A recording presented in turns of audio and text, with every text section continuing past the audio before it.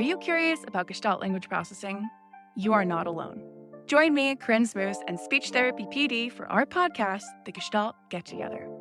Our episodes try to balance the enthusiasm and excitement about GLP and its associated intervention ideas, as well as a healthy dose of skepticism about how to understand and integrate this paradigm shift into your career and the field at large. We hope that you can get together with us to learn more about Gestalts. Link, learn, and connect with some of the best, most articulate, and practical professionals in the field of speech-language pathology. Do you work with school-age children?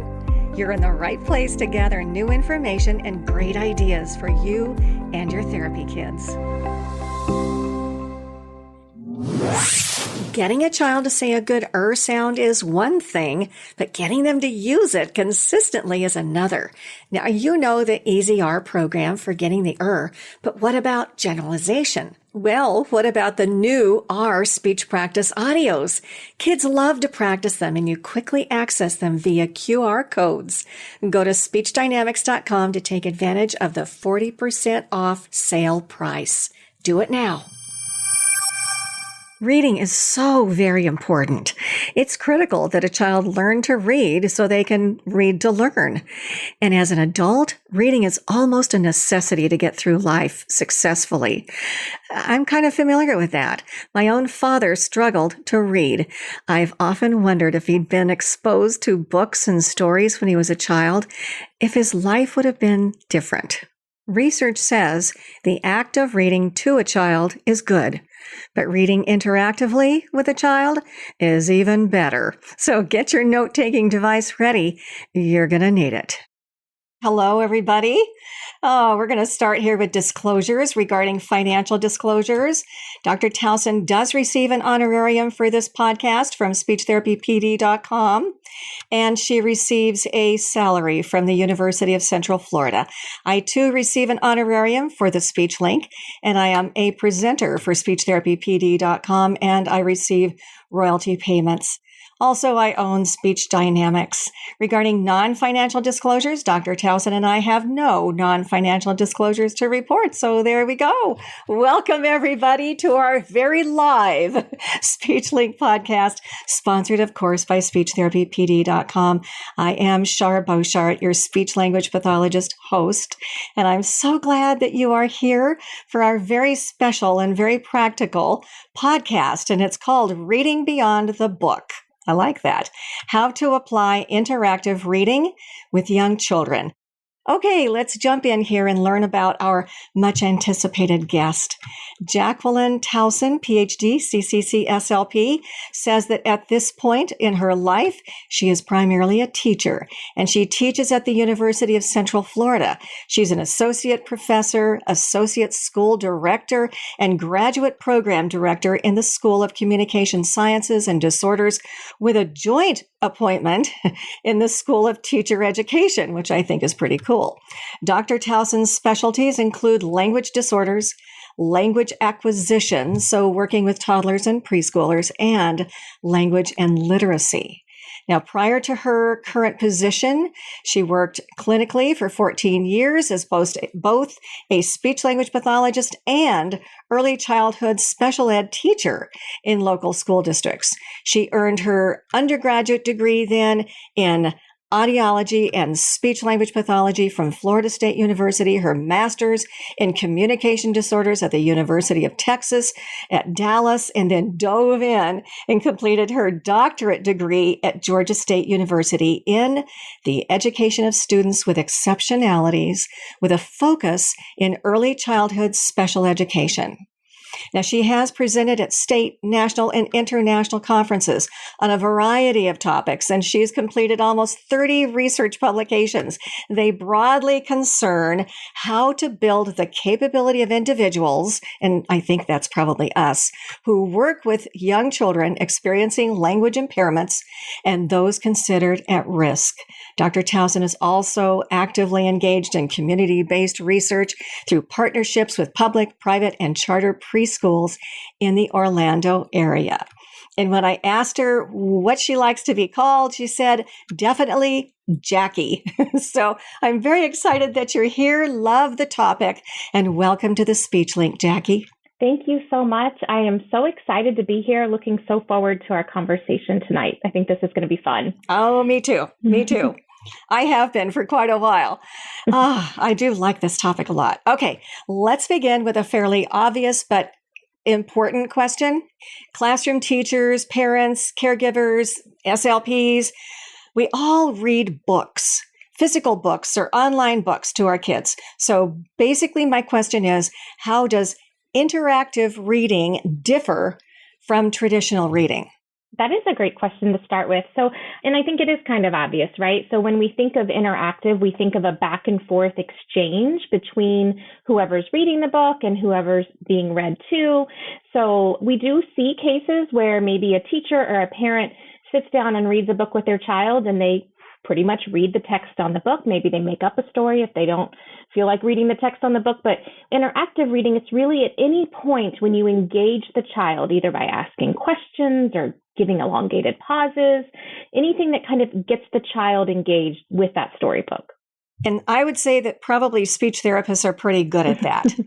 Yes, we're very focused on the language piece and even throwing in some of the artic pronunciation kind of information, as well as looking at the grammar and, let's stop and talk about the vocabulary. So we're probably good at all that, but I'm sure that you're going to add to that and kind of tell us some specific things to do and how to do that. But before we jump into that, I kind of also like to know, how did you first become interested in learning more about, and also I know that you've done some research on shared interactive book reading. Yeah, so I think you make a good point. You said that SLPs are probably really good at this. And I think one thing that maybe we take for granted as professionals is that we think everybody does what we do, or that everyone knows what we know. And I think when I was working as a preschool teacher and also as a speech language pathologist in the schools, I realized that not everyone knew what I knew about language. And so it was really intriguing to me to figure out from a research perspective how we could maybe modify or enhance some people's behaviors in an activity that they were already pretty comfortable doing, like reading. And personally, in my classroom, I taught 3 to 5-year-olds who had identified disabilities. And I found that story time or centering activities around a story was often when they were most engaged. So it's sort of taking an activity that we already do, we know kids tend to enjoy, and kind of, I'm a Disney person here in Orlando, so maybe I could use a Disney term and say plussing it, right? So making it a little better. Well, I think of young children, like the preschool age and so on. I don't know if I've ever met a child that doesn't like stories. And obviously books bring in story. And I would say that that's probably a missed opportunity if we don't use story to kind of jump in and generate and interact and call attention to some of the language kinds of targets, because obviously story is a language piece. It's a narrative, and we're missing out on that.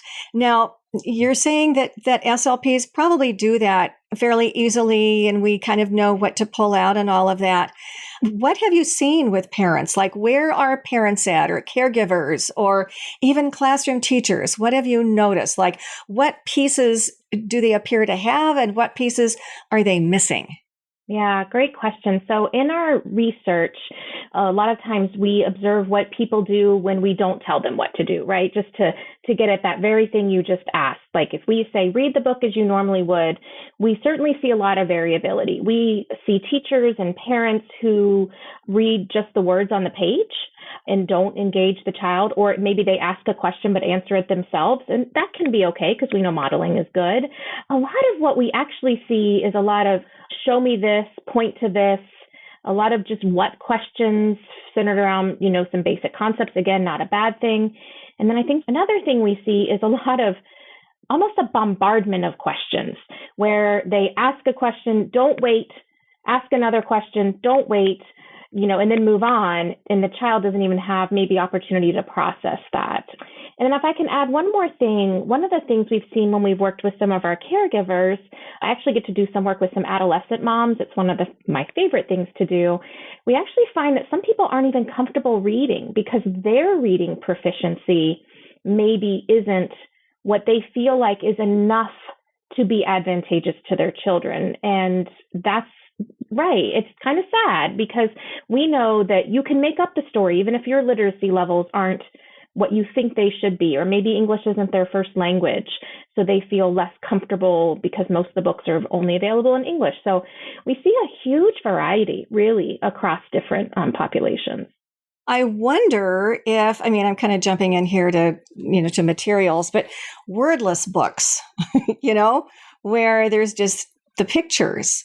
Is that better or not is helpful for people that have some hesitancy with reading stories and their capability to read stories? Yeah, I mean, we haven't personally looked at that from a research standpoint, but my feeling is that for some people that would take some pressure off. But I think also we've noticed that if we just tell the adult, whether it be a parent, caregiver, or a teacher, you don't have to read the words on the page quite yet at this point. Getting that one-to-one correspondence isn't really what we're trying to accomplish with these young children. Mm-hmm. We just want to talk to them, ask questions. If it relates to the picture, what do they know? I was kind of guilty of that as a mom myself, especially if I was tired. Okay, so you brought up a topic that I am interested in, and that is, what are we trying to accomplish? Kind of, what are our goals, as we're reading this? It's certainly not, let's learn this story because there's going to be a quiz. I really enjoy reading with kids because they like stories, because it's fun. So what are some of the goals of interactive reading? If there are any, I'm assuming there are, but. Yeah, there are. And I think that's what I love so much about shared interactive book reading is the goal is kind of whatever you want it to be. Okay. As long as it's language, as long as it's fairly contextually bound within the story. So I think the first thing that we usually think of is vocabulary, teaching kids new words, maybe new concepts, colors, shapes. We love those kinds of things, size words, prepositions. I always think about that from an SLP perspective. But, we can work on comprehension. We can work on background knowledge. We can work on more literacy type behaviors. So phonological awareness, just basic reading concepts. If you think about some of the tests we give to kids, which are kind of crazy, what's the front of the book? What's the back of the book? How do we read books? We read them from front to back. We read them from top to bottom and left to right. So basic concepts of print. I think the sky's the limit. And that's what's so exciting about this activity. As an SLP, I totally understand what you're talking about. I'm not sure that parents do. And maybe they look at it as, is that important? It's important that kids know that to read from left to right or to talk about anticipation or prediction or even looking at, some of the vocabulary words and so on. And you've worked with parents and so on, right? Mm-hmm. Okay, let's talk about working with parents or what we can do to inform them, provide a little education for them that's going to be practical for them and their child or children. How do you approach that? What do you do? So if I'm an SLP in the schools, or even if I'm a private practitioner, how do I approach the subject? Rather than just saying, here's a book, and we've been reading this book, and here you go. I've got another copy for you. Take it home and read this book with you. And obviously there's more that I want the parent to do. How do I approach that? What do I do? What do I say? What are some of the options for me as I'm working with them? Gosh, there's so many. There's so many, I know. See if I can narrow it down a little bit. So there's a particular strategy in shared interactive book reading that's called dialogic reading. It's pretty well known, at least in the research world. Sometimes there's that gap between what we do here in higher ed, but I like it because it's formulaic. So you can teach a parent kind of almost like a formula. Like every time you ask your child a question, we call that a prompt, and they answer you, evaluate their response. And once because you're going to say, I'm a big fan of Eric Carle, The Very Hungry Caterpillar. So, what did the caterpillar eat first? Oh, and now I'm going to be embarrassed because I think he ate an apple, but I'm honestly not sure. Maybe it was a pear. But let's just pretend it was an apple. And, your child says apple. Oh, you're right. It was an apple. So then you're giving them some feedback to let them know that they're right or they're wrong. Then the next step in dialogic reading is to expand. We as SLPs know that if we can model expanded language, whether it's semantics or syntactically expanded, that's helpful for kids' language growth. So you might say, oh, it was a juicy red apple. And it doesn't really matter what you say, as long as it relates to the child's response. So that's what we call expanding. The next step is to repeat the prompt. So you go back and say, what did the caterpillar eat first? And you hope, doesn't have to happen, that the child, instead of just apple, might say it was a red apple, or it was a juicy apple, or it was a juicy red apple if he hit the jackpot that day. But there's an acronym that goes with that. So that's what we really focus on, something very formulaic that the parents can kind of insert any type of question into. So that's one approach. Okay, that's a good start. And that was dialogic? Dialogic, yeah. So it's like a takeoff from let's have a dialogue. Yeah, exactly. Let's have a conversation. Okay. So if somebody can Google it, it's, how do you spell that? D-I.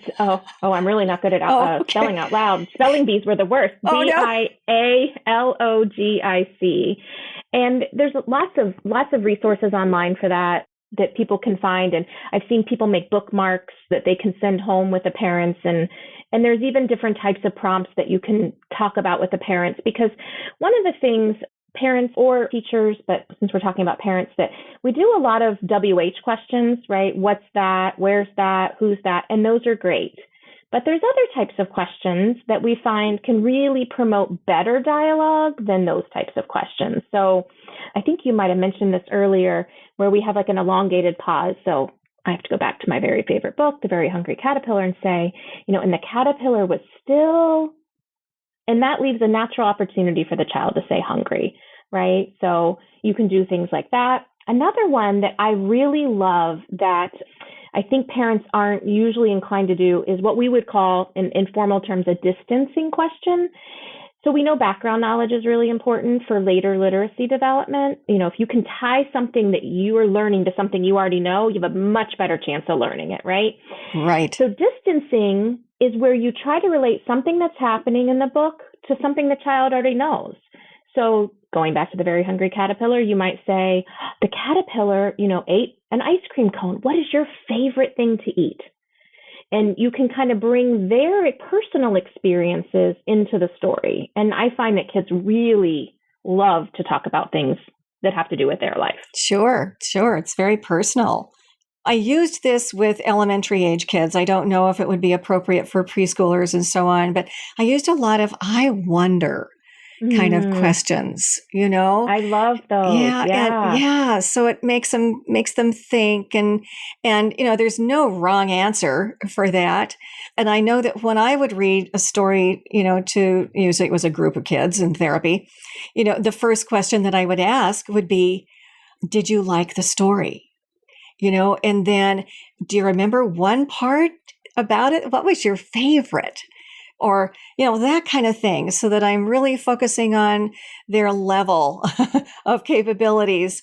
While we're here with the parent piece, do you ever ask them to record themselves or to video themselves, or to sit and do it in front of you, or to bring them into therapy and you sort of do a group kind of interactive thing? Do you do that form of teaching for a parent at all? Absolutely. And I have to tell you, and I agree with every parent that says this, no one likes recording themselves. And I said, well, it's really, nobody's going to be critical about, what you're wearing that night or, how you're sitting. But yeah, I really think that, again, we kind of know from adult learning that when you can observe and reflect and talk through things, that you have a better chance of improving your use of a strategy. So absolutely, having the parent record themselves and bring it in, or, even better, if you can have the parent read while you're there. We do a group with teen moms. So we do a lot of that in a group setting. And we find that for them, they find that really I think at first sort of embarrassing because they're teenagers, but also supportive because they get to see their peers do it. So we've also done that with, I guess you would say, more typical aged parents, where we have them do it in a group even. And that starts to feel safe because they can see, oh, that mom asked that question or that dad asked that question. I can do that too. There's so many books out there, and we can talk later about all the, the books that you like to use and that you think kind of lends itself to doing this. But YouTube has, and you do have to preview them before, but there's so many people reading stories on there. I'm wondering if you have found an example of somebody doing an interactive reading. I think it'd be nice just to have that as an example for parents or for teachers or for SLPs of here's what it really means in real life. And, just to post those up on YouTube, and the parent could look at them and you could talk with the parent about the specific things that person did or that you did if you were the person, and just say why you did it. Because I'm thinking a lot of times too, and especially with the dialogic or logic, I don't think I'm pronouncing that correctly, that's a formulaic kind of thing, which is, really good for a person starting off, but the parent may not know why they're doing that. And if you had a video of you interacting with a child and doing the interactive reading, then you could also say, oh, here's what I did, but here's why I did it, or here's why I didn't do this, to kind of give them a sense of ownership as to why that's happening, so they could then expand and do it with other books. But I don't know, I'm just thinking, do you have anything like that? No, but that's a great idea. I think I'm a late YouTube comer. I just sort of discovered that YouTube is a real thing. My teenagers will laugh at that. But yeah, I haven't really done a lot of that exploring. I will say that now in my position at UCF, I do more research than clinical work. We do clinical research, but so a lot of times we're creating those things ourselves. So we certainly have created some materials for parents or for teachers that we then use for training or educational purposes. And again, there's a couple of websites that we've referred people to that already have some of those materials developed. Do you remember what they are? Yeah, Reading Rockets is a great website. The other one that people probably aren't as familiar with is the Connect modules. It's all capital letters, CONNECT. They were developed years ago at the Frank Porter Graham Institute at the University of North Carolina in Chapel Hill.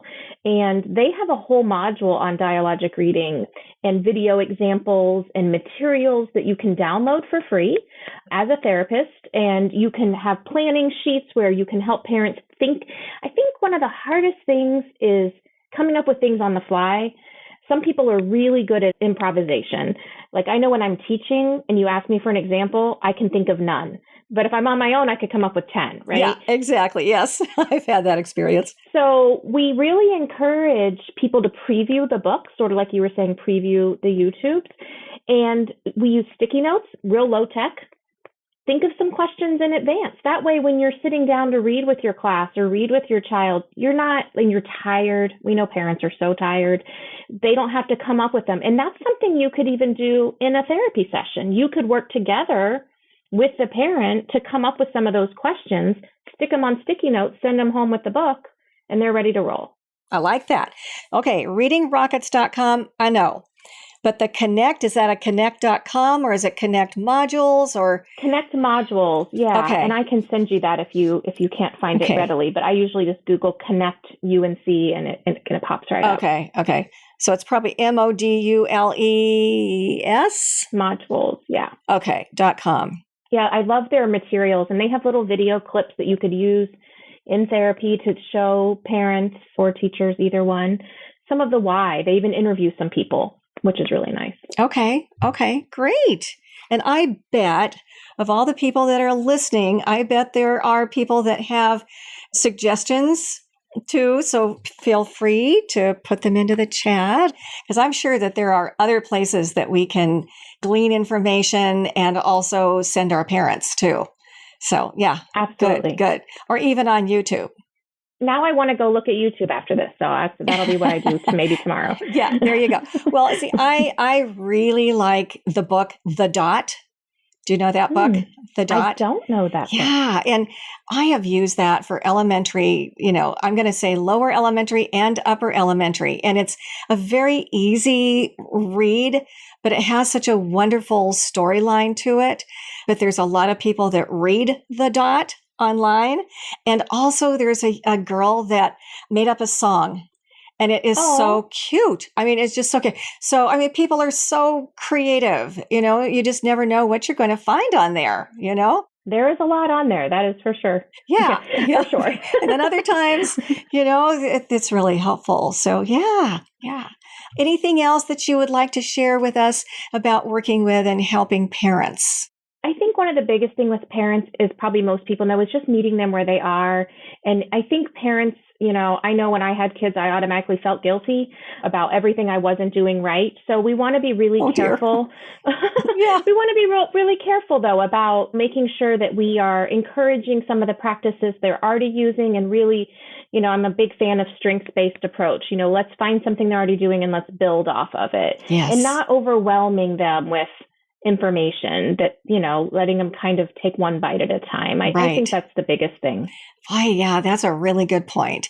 I'm also wondering, maybe a grandparent would come in with them or even an older sibling, just simply because reading is so very important for kids' development. It just is. It's huge. And I know, when I was a therapist in the schools, that if I was literally all out of therapy ideas, or it's like, you have kids coming and going and you got the teachers coming in and you got the phone calls and, I got to write up this report. It's like, what am I going to do with my afternoon kids? You know what? Grab a book. Absolutely. And read it / do some interactive reading. I mean, you can't miss. You just can't mess with it. Yeah. Right. Yeah, for sure. Exactly. Okay.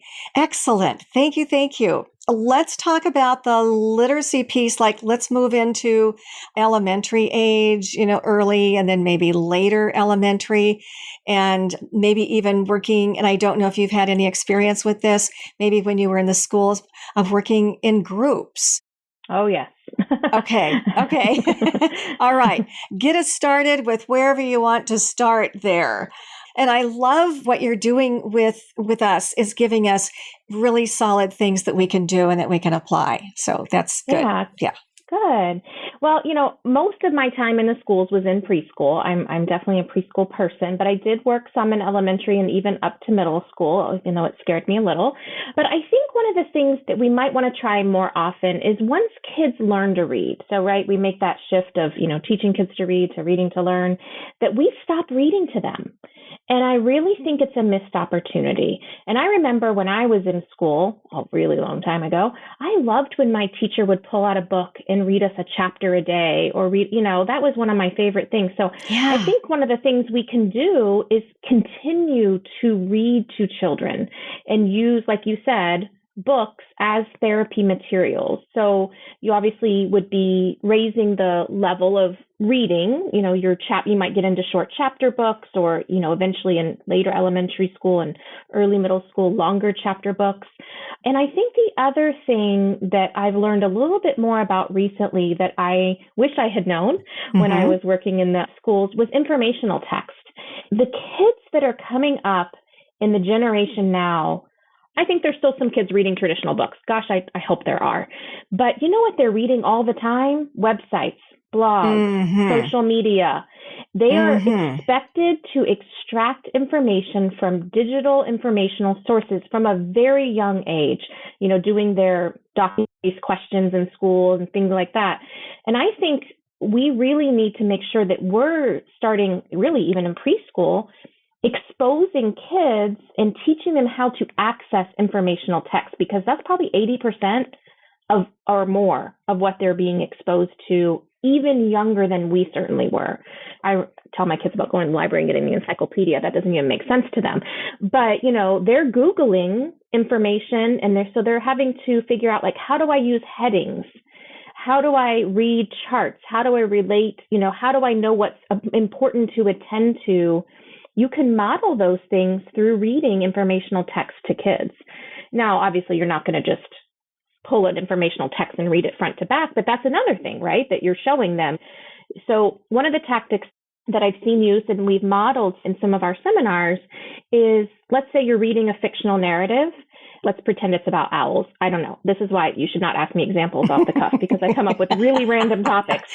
I don't even know anything about owls, but we'll go with it, right? Okay, yeah. So we're reading a fictional narrative about owls, and the mama owl goes hunting at night in the fictional narrative. And you might say, I love your I wonder why the mama leaves her babies at night alone in the nest. Would you be scared? You can relate it back to their lives. Sure. Let's look at this informational book about owls.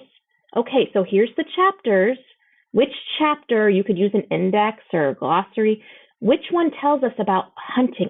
Oh, there's night hunting. Let's look, that says go to page 46. That's a really big book. Let's go to page 6. And let's read a little bit about why Mama Owl left her babies at night. So you can infuse that learning how to use informational text into your fictional narratives. I don't even know if that answered your question, but that's sort of where my mind went. That's a good example. I just checked out the chat. And do you use books with middle school and high school students also? That's one. And then also, can you give us an example of what bombarding with questions and not waiting for a response might look like? Okay. And then another one here. Absolutely. My son is 14 and I still read aloud. Chapter books and picture books. We enjoy it so much. Okay. So the bombardment piece, I bet, is just kind of, content question after content question and not really stopping to get an answer or to allow the child to think about it, that whole processing piece and so on. Yeah, I bet is that kind of what you're thinking about that? Yeah, and I think that sometimes adults feel uncomfortable with space when they're reading, right? So, and I know you mentioned earlier working with groups in schools, I think we all do that. And behavior is an issue. And sometimes if you stop talking, kids start to do things that maybe you don't want them to do. So I think sometimes it's almost a behavior management strategy. Oh, look, what do you think the caterpillar ate? Do you think he ate an apple? Do you think he ate a banana? Do you think he ate this? What do you think? And they just that's the kind of bombardment that we sometimes see where there's just no space. And I think about our kids with language impairments, probably like, I'm still on what did the caterpillar, and you're 5 questions down the road. Right. Well, and that is an issue with so many of our kids, is the processing and the vocabulary and so on. And let's just kind of break this down. Do you advocate, as a therapist, going through the book and doing a little plan and extracting things that you might do and maybe making a list of the vocabulary and coming up with maybe synonyms of the vocabulary words and so on? Do you do prep like that, or would you advocate that? I think that I have done it and I've not done it, and I would definitely advocate for it. I think that there's so much richness in a book, and I think that when you're thinking about the particular child or group of children you're working with, you want to be intentional with your questioning and with your dialogue around the storybook. So maybe let's say you have a couple of kids, 2 to 3 kids in your group. One kid's working on inferencing and predicting. Okay, I want to make sure that I'm asking a couple of those questions to target that skill. Maybe my second child's working on vocabulary, so maybe I want to make sure that I'm asking, what's a word that's like, working on, like you said, synonyms or antonyms. And maybe my other child's working on just WH questions in language processing and comprehension. I want to make sure. So I'm going to be a better therapist if I've gone through that book in advance, looked at the goals and objectives of the kids that I'm working with. And again, I'm a big fan of Post-it notes. No endorsement, but just sticking them in there, because again, for me, I'm just not good on the fly.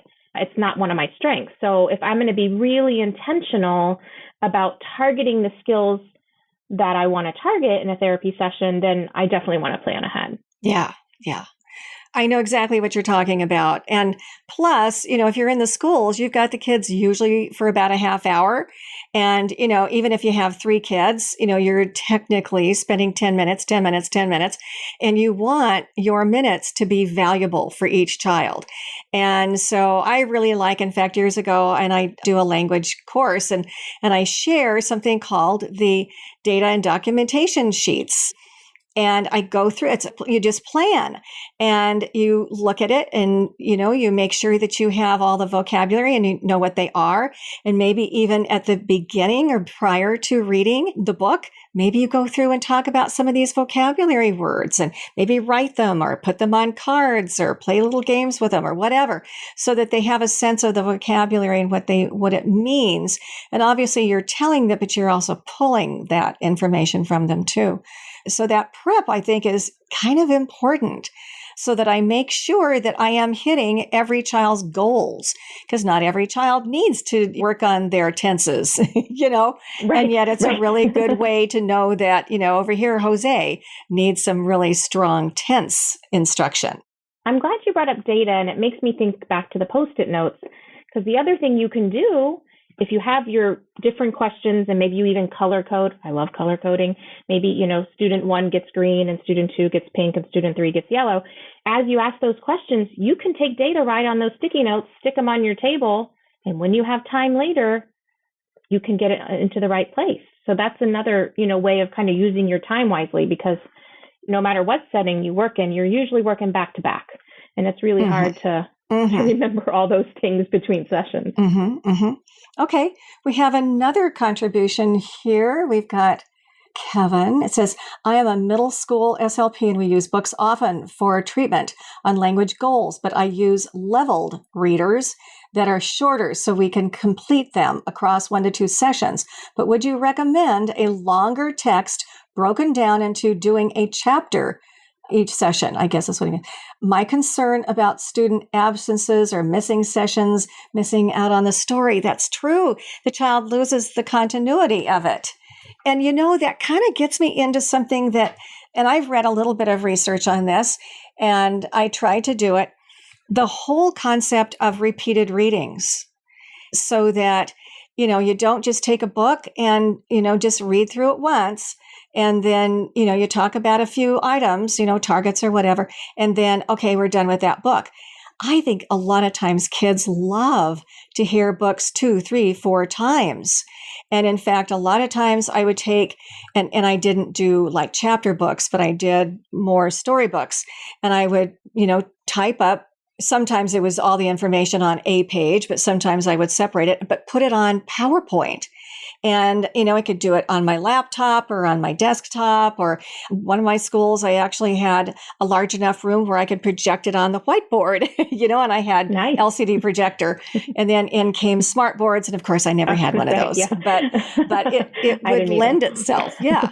And so that we have the sections there, but I do it over time, like maybe a month. Okay. And, it's very repetitive for the kids. And I would address different things within each page. And you were talking about color coding. I would color code, like the nouns, I would color in blue and the adjectives red. And then the verbs were green. And, at any rate, I would do that and go through, especially for the older kids. So that would be something else too, is just to type it up. And I would often use, the dictate thing on my computer, where I would just sit and read it, and then you go back and you have to kind of fix it up. But it didn't take long to do that. And then I could also print it out and, circle the things that I wanted to really emphasize in there, the targets and so on. So, yeah. So repeated readings, I think, are good. What's your philosophy on that? So glad you mentioned that. I'm a huge fan of repeated reads. And when I was a preschool teacher in a classroom, we did what you did. We read the same book for a month, and at the minimum, probably 2 weeks. And we would do all kinds of contextually based activities. We would act the book out because, we were trying to access all modalities of learning. And, the kids loved it, because usually by the end of the period that we were reading that book, they could tell you the whole story, and they really felt proud that they could do that. I think it's interesting now. I get a lot of pushback about repeated reads. And I have teachers or parents say, I think they're bored, and I think you're bored. You know? I think maybe my language kids are not bored. Mm-mm. You know, it does give them several opportunities to think about and process and think about the meaning of that word and then anticipate before we get to the next page. They're going to know that answer, where before, you know, they might not have. I think my language kids really liked that aspect. Now, maybe with some really bright regular ed kids. Maybe so. And I think, too, one way we've gotten around that is, okay, if you don't want to read the same book every day or 3 times a week for several weeks, get a small rotation of books. That way they can at least become familiar with 4 or 5 books that you keep in a rotation maybe for a couple of weeks or a month. And maybe they're all based on, I'm a big thematic person. I used to love to teach in themes. So, you know, maybe you're going to have 5 books about the zoo. And so maybe you're not going to read the same book all the time, but you're going to stay at least in the same vocabulary range, the same concept range. And that way you can really work on some of those skills. Yeah, good. You know, and I'm thinking too, you've got a half hour, and usually the half hours go by so quickly that, you know, a lot of times I would divide it into episodes and have, you know, maybe 15 minutes, if we had a total of 15 minutes of doing the story. And then we would do something else for the last 10 to 15, so that you don't have to do it the entire time too. Absolutely. Yeah. Something else too. Have you ever done echo reading?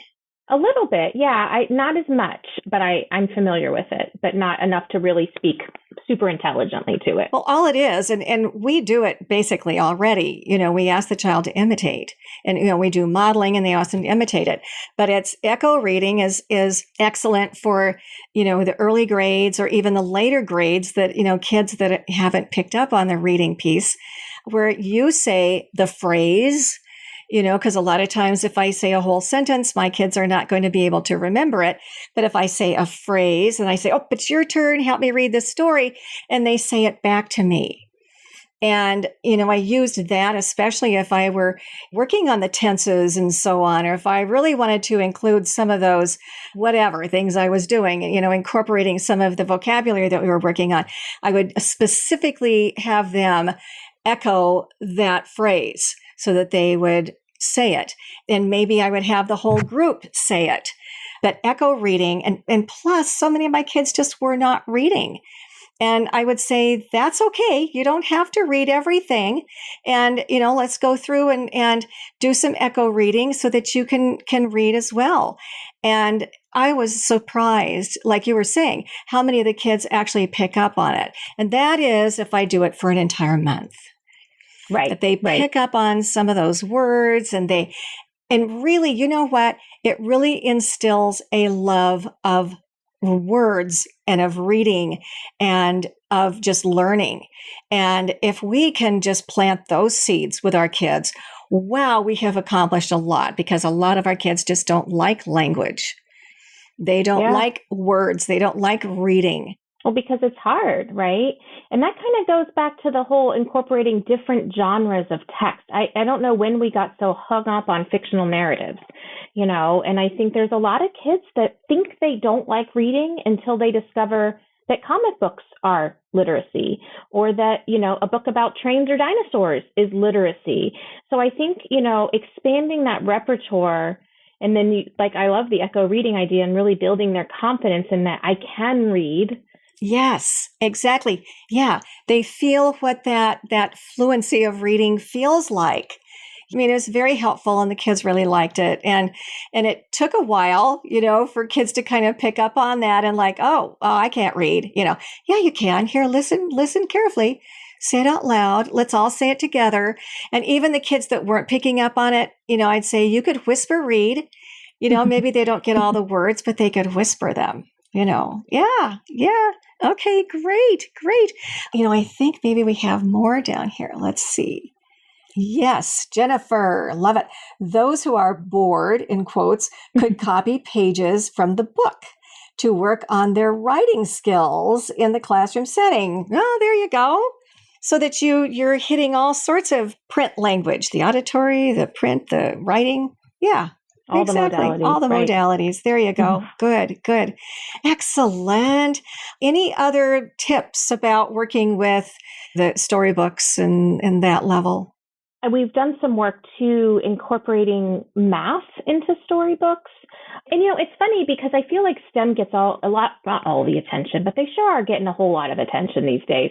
And that's great. I think math and science are great things for our kids to learn about. But we've done some work too, incorporating math concepts into interactive reading, and have really seen some great effects with kids learning early numeracy and different numeracy concepts. Obviously, there's books that naturally lend themselves to mathematical concepts.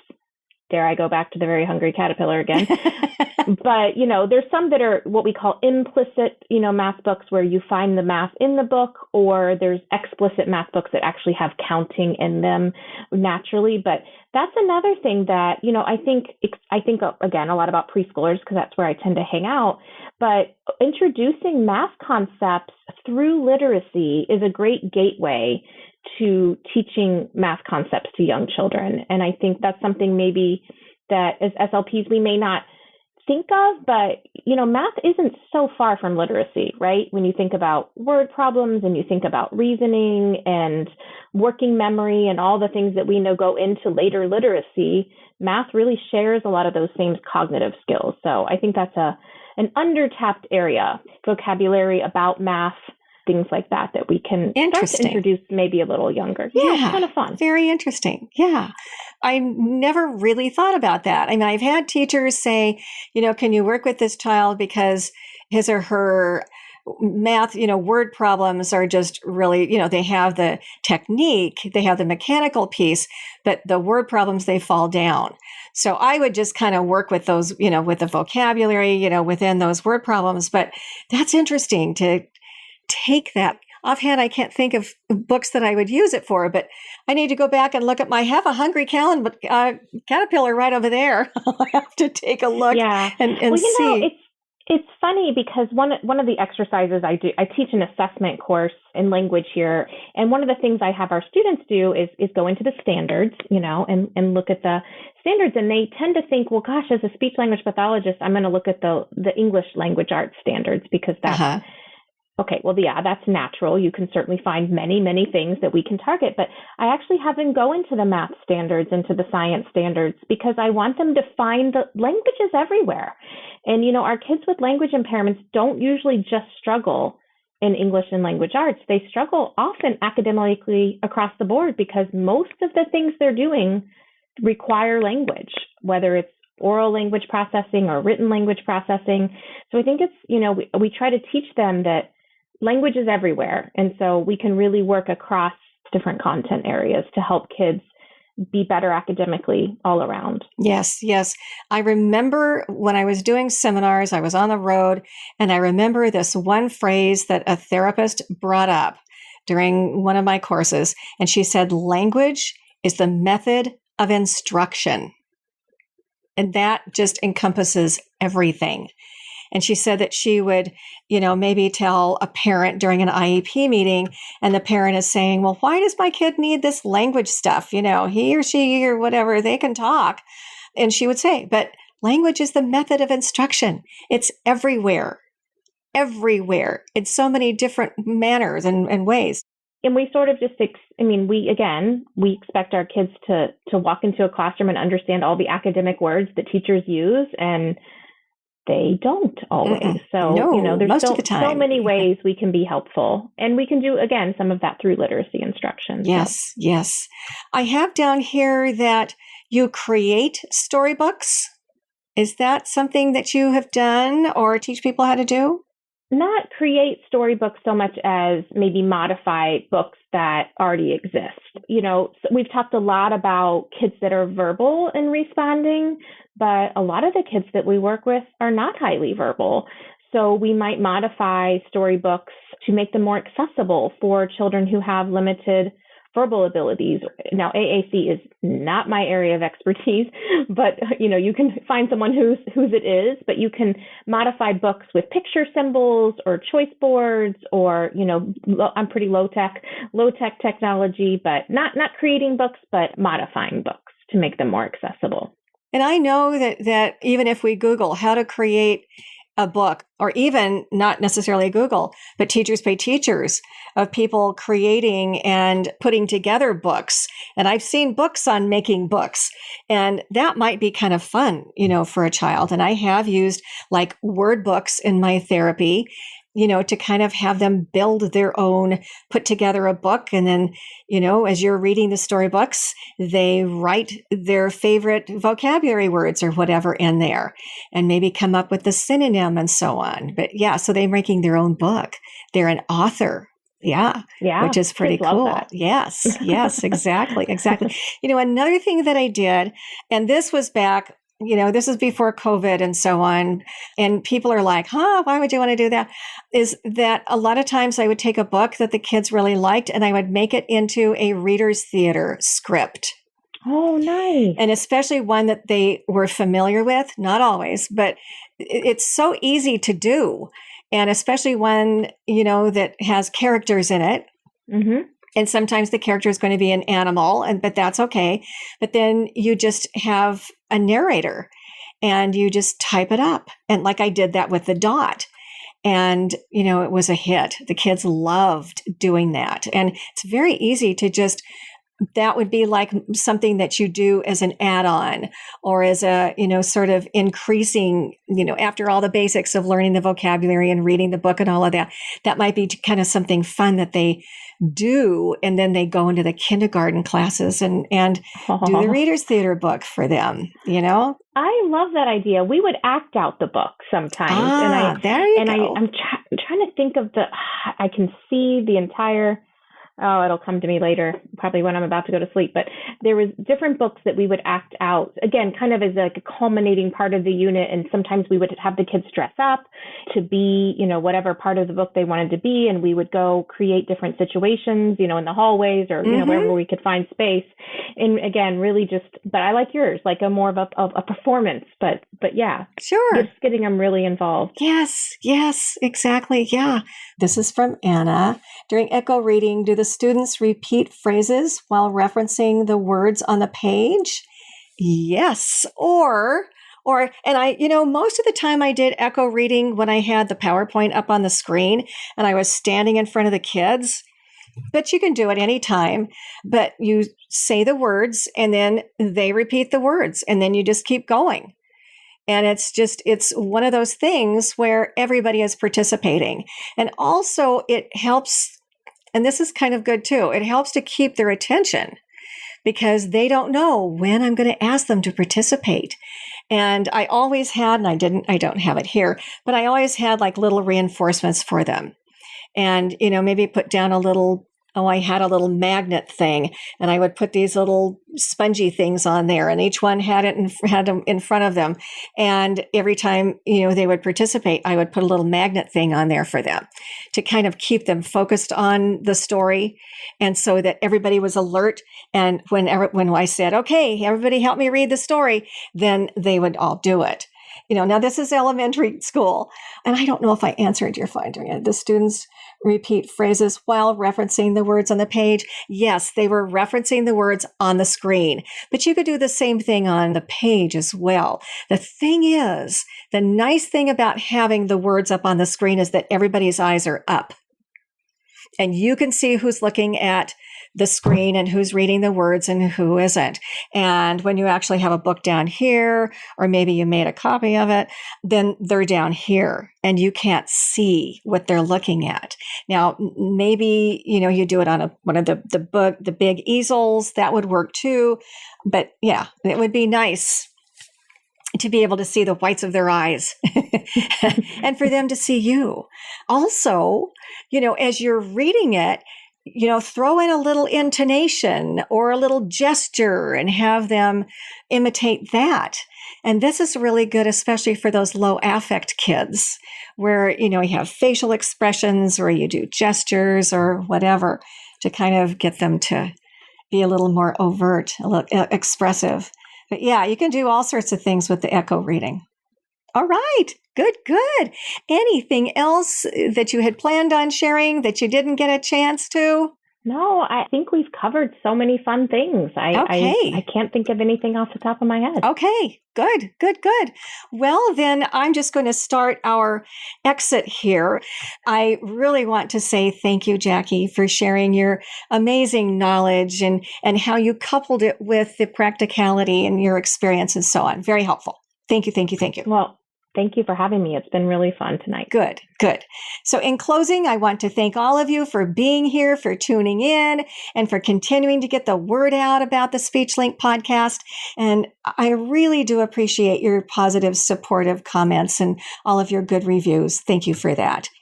Also, if you are planning ahead for next month, July, I am doing a live 1.5-hour course, and it's called What Are You Thinking? The application of 7 essential speech therapy mindsets. And because, we have speech therapy methodology, that's one thing, but kind of what's going on through our mind is another. So I'll be talking about all of that on Thursday, July 28th at noon Eastern Time. Thursday, July 28th at noon Eastern Time. And I do hope that you can attend that. And also, I do hope that you know just how much you are appreciated. And thank you so much for all that you do for your therapy kids. So see you next time. Bye-bye. I'm thrilled you tuned into the SpeechLink. I hope it was helpful. Just leave a quick review and subscribe to be a part of a select group that receives every episode. For CEUs, go to speechtherapypd.com. And for everything else, visit charboshart.com. There's free materials, articles, books, and my blog, Therapy Matters. Thank you for all you do. See you next time.